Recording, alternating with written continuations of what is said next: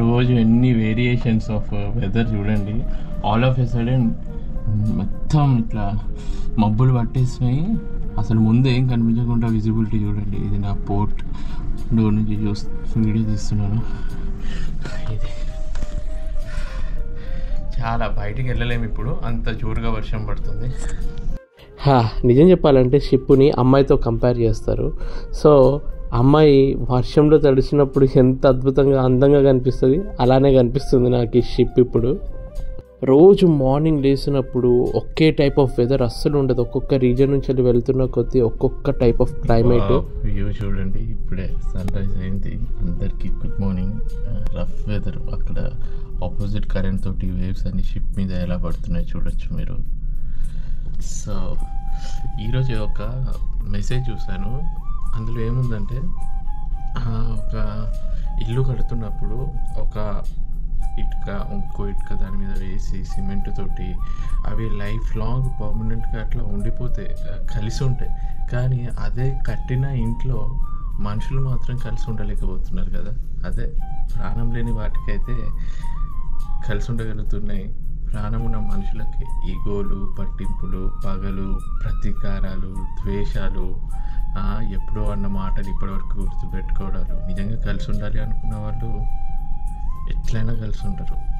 విడిపోవాలి అని మనసులో ఒక్కసారి పడ్డదనుకో, ఎంత మంచిగా ఉన్నా వాళ్ళ మనసులో అది ఉన్నంత వరకు కలిసి ఉండలేరు. సో చప్పట్లనే రెండు చేతులు కలుస్తేనే కదా కలిసి ఉండాలన్న మనస్తత్వం అందరి మనసుల్లో ఉన్నప్పుడే ఆ ఇంట్లో మనుషులందరూ కలిసి ఉండగలరు.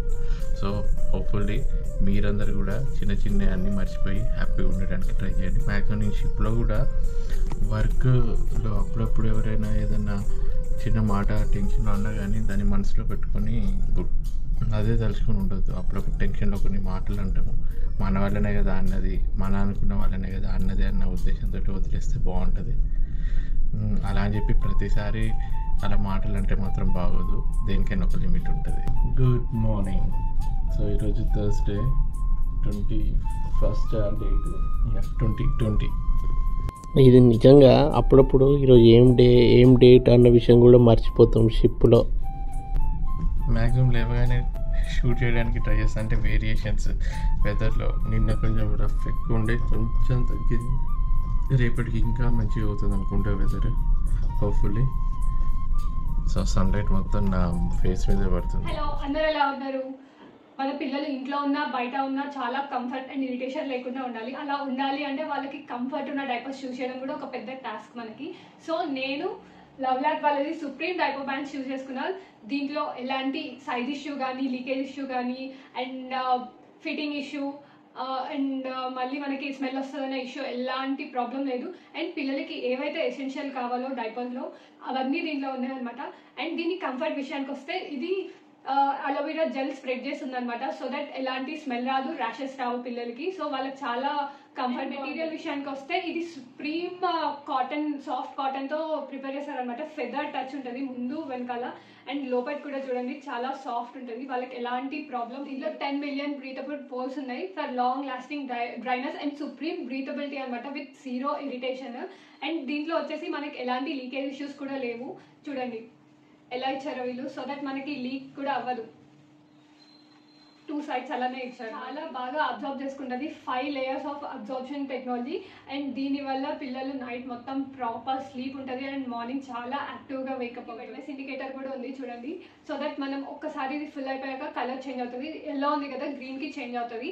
అండ్ మనకి ఫ్రంట్ అండ్ బ్యాక్ ఇండికేషన్ కూడా ఇచ్చారు, సో దట్ మనకి ఎలా ఇస్తున్నాము అన్న ప్రాబ్లం డౌట్ కూడా చాలా ఈజీ. ఇక్కడ మనకి టేప్ ఇచ్చారు, సో దట్ ఆఫ్టర్ యూజ్ మనం పెట్టేసి డిస్పోజ్ చేసేచ్చు అనమాట. అండ్ ఇప్పుడు మనం అబ్జార్ప్షన్, నేను diaper and 150 ml of water తీసుకొని మొత్తం డైపర్లో వేసాను. సో ఇమీడియట్గా అబ్జార్బ్ చేసేసుకుంది, జెల్లా ఫామ్ అయిపోయింది. సో అసలు వెట్నెస్ ఉందా లేదా అని చెప్పేసి టిష్యూ అండ్ వెయిట్ పెట్టి చెక్ చేద్దామని చెప్పి చూశాను. నిజంగా అసలు వెట్నెస్ లేదు. అండ్ తర్వాత ఎట్లా జెల్లాగా ఫామ్ అయిందో చూడండి. అండ్ మనకి ఇక్కడ వెట్నెస్ ఇండికేటర్ కూడా చూపిస్తుంది. సో ఫుల్ అయిపోయింది. ఇప్పుడు మనం తీసేసి కొత్త డైపర్ వేసుకొని అది డిస్పోజ్ చేయడమే, అంతే, చాలా simple. Love lab supreme diaper pants మీకు కూడా నచ్చినాయి అనుకుంటున్నాను. అండ్ నేను లింక్స్ డిస్క్రిప్షన్లో ఇస్తాను. ఇది మనకి అమెజాన్, ఫ్లిప్కార్ట్ అండ్ lovelab.com లో కూడా అవైలబుల్ ఉంది. Please check it out. నాకు ఇక్కడ దెబ్బ తగిలిన తర్వాత ఓన్లీ ఒక్క హాఫ్ డే పడుకున్నా. నెక్స్ట్ డే అది పెట్టుకుని ఇంజన్ రూమ్కి వెళ్ళిన వర్క్ ఉంది. తర్వాత అయినా రెస్ట్ దొరుకుతుంది అనుకుంటే ఈ షిప్లో రెస్ట్ తీసుకునే అంత సీనే లేదు. ఇప్పటికీ షిప్ మెయిన్ ఇంజన్ 3 సార్లు ఆగిపోయింది. దాని ట్రబుల్ షూటింగ్ ఇంకా నడుస్తుంది. సో షిప్ 3 లక్షల ఆయిల్ని క్యారీ చేసే, క్రూడ్ ఆయిల్ని క్యారీ చేసే షిప్ 1 గంట డిలే అయినా వాళ్ళకి కొన్ని కోట్లలో నష్టం. సో మా వర్క్ ఎలా ఉంటుందంటే మెయిన్ ఇంజన్ ఎట్లయినా నడిపించాలి. సో మా పర్సనల్ రెస్ట్ గురించి పట్టించుకోరు ఎక్కువ. అది షిప్ నడుస్తుందా లేదా అన్నది ఇంపార్టెంట్ ఇక్కడ వీళ్ళకి. సో చాలామంది కామెంటర్లో మీరు ప్రాపర్గా రెస్ట్ తీసుకోండి తగ్గిపోతుంది అంటే, రెస్ట్ తీసుకునే ఛాన్స్ ఎక్కడ దొరుకుతుంది? ఆటోమేటిక్గా అదే వర్క్ చేస్తూ అది హీల్ అయిపోయి తగ్గిపోతుంది. ప్రతిరోజు కొత్త ఎక్స్పీరియన్స్, ప్రతిదానికి ఫ్రస్ట్రేట్ అవ్వకుండా సొల్యూషన్ ఫైండ్ అవుట్ చేస్తే అందులో సాటిస్ఫాక్షన్ ఒక రేంజ్లో ఉంటుంది. ఈరోజు మెయిన్ ఇంజన్ స్లో డౌన్ అయింది అంటే ఆగిపోయింది. ఆల్ ఆఫ్ సడన్ ఒక యూనిట్ ప్రాబ్లం ఇచ్చిందనమాట. సో దాన్ని ట్రబుల్ షూట్ చేసి సాల్వ్ చేశాను. సో ఒక 6 అవర్స్ వర్క్ అయిన తర్వాత, యాక్చువల్లీ ఈ టైంకి నేను బయలుదేరాలి. మార్నింగ్ 8కి ఇంజన్ రూమ్ వెళ్ళాలి. బట్ నైట్ 2 o'clockకే వెళ్ళాల్సి వచ్చింది. బయట చూడండి, ఇట్లాంటి రఫ్ వెదర్లో మొత్తం ఆపోజిట్ కరెంట్ ఉంది.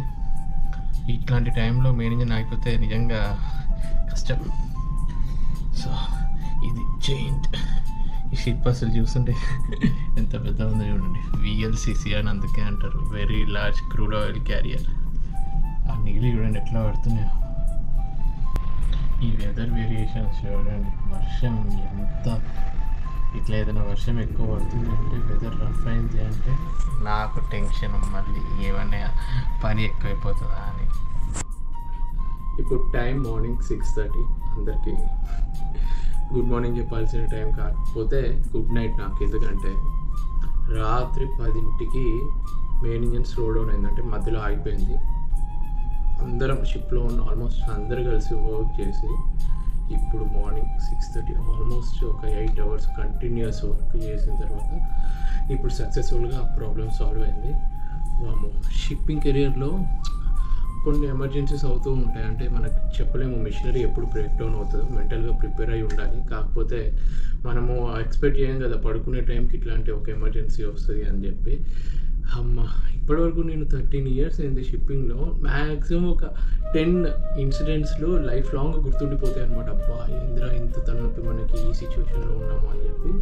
అలాంటి ఒక 10 సిచ్యువేషన్లలో ఈ నిన్న నైట్ జరిగిన ఇన్సిడెంట్ కూడా ఒకటి.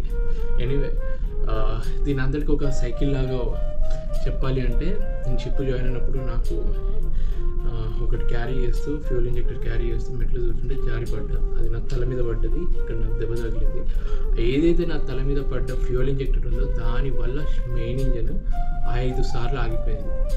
సో అది కింద పడ్డప్పుడు ఫ్యూల్ ఇంజెక్టర్ నాకు దెబ్బ తగిలినట్టు ఆ ఇంజెక్టర్ కూడా కొంచెం డ్యామేజ్ అయ్యి ఇదంతా అయింది. చూసినలా అటు మెంటల్గా నేను, ఫిజికల్గా నేను డిస్టర్బ్ అయ్యాను, మిషనరీ కూడా డిస్టర్బ్ అయింది. అందుకే మనం పాజిటివ్గా ఉంటే మిషనరీ కూడా మంచిగానే ఉండేది. నేను సేఫ్టీగా ఉంటే మిషనరీ కూడా ఇట్లాంటి ప్రాబ్లం అవ్వకుండా ఉండేది కదా. నువ్వు ఏవో ఏవో వర్ణాలని నింపవు నా కంటిలో, కళ్ళు తెరిచేలోగా వలపైలా నిండవు నా గుండెలో. మన రేపటి పయనం మా సుందర స్వప్నం. ఓ వెళ్ళు వల్లే నాలో ప్రేమి పొంగిపోయేనే, తొలి కన్నే సిక్కు సందే వేళ పున్నమాయలే. ఆయలే లోకమే హాయలే, చిట్టి చిట్టి పులకింత చిత్రంగతనువంతా చేసావు నాలో గోరంత గిలిగింత. ఉంటే నువ్వు నా చెంత జన్మంత కేరింత, రేపావు ఎదలో కొండంత కవ్వింత. మ్యాక్సిమం నేను ప్రయాణిస్తున్న ఈ షిప్లో ప్రతిరోజు నాకేదైనా అద్భుతంగా అనిపించిన ప్రతి విజువల్ని క్యాప్చర్ చేసి నేను చూసింది మీ అందరికీ చూపిద్దామన్న తపనతో ఇవన్నీ పోస్ట్ చేస్తున్నాను. నలుగురికి షేర్ చేసి మమ్మల్ని ఎంకరేజ్ చేస్తారని మనస్ఫూర్తిగా కోరుకుంటున్నాం.